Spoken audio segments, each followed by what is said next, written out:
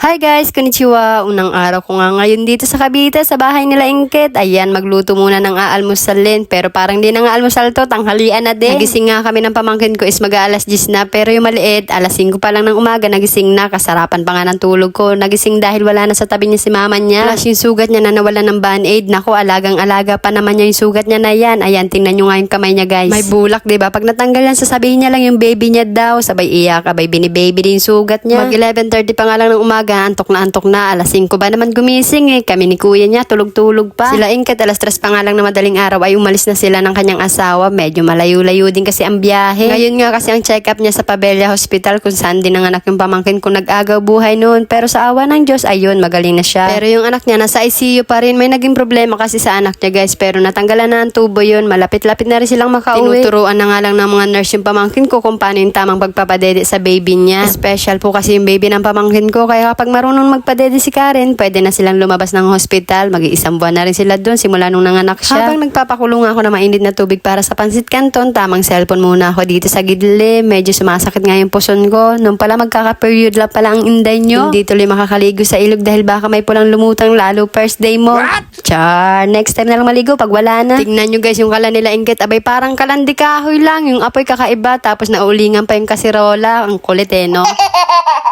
Kumalawag na daw kasing kalan niya, pero papalitan niya naman daw yan, maghintay lang daw ako.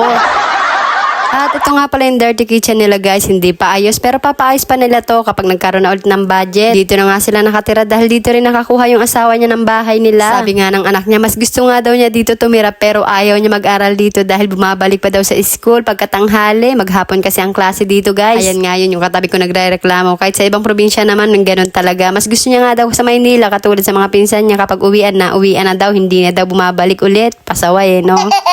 Kaya ngayong bakasyon sa school, dito muna siya sa mama niya. Kapag enroll na ulit, doon na ulit siya sa amin. Kasama namin nila mama. Kapag nanganak rin itong si Ingket, doon din muna siya mag-stay sa bahay para may nakakatulong siya sa pag-aalaga ng kanyang baby. Lalo may maliit pa siyang malikot din. Yun nga yung may sugat sa kamay. Katulad nito, pag busy siya, magpapatulong lang siya sa amin. Tapos na nga kami kumain, Kuya JD. Maghuhugas muna ako dito ng aming pinagkainan. Yung mukha ko nga, napakaseryoso, no? Dumodoble ng ang baba. Naghuhugas lang ng mga pinggan yan.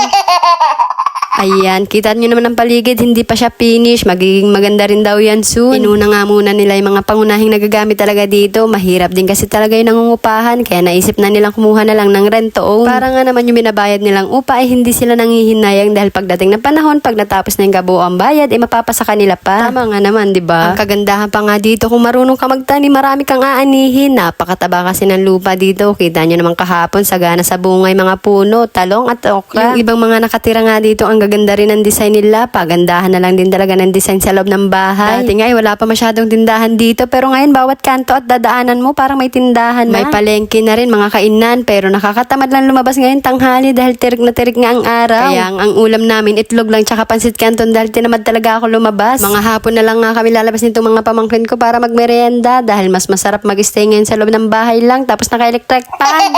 Tingnan nyo yung dalawa, pahiga-higa lang habang ako dito busy-busy magwalis. Nag-iiba naman ng ayos tuwing naglilinis talaga ako guys. May paiba talagang pwesto dapat ang mga gamit. What? Pero itong mesa lang papakilaman natin para pag hindi nagustuhan ni Buntis, mabilis niya lang may babalik. Bago pa nga matapos itong aking mini vlog guys, don't forget to follow, like, and share. Bye-bye!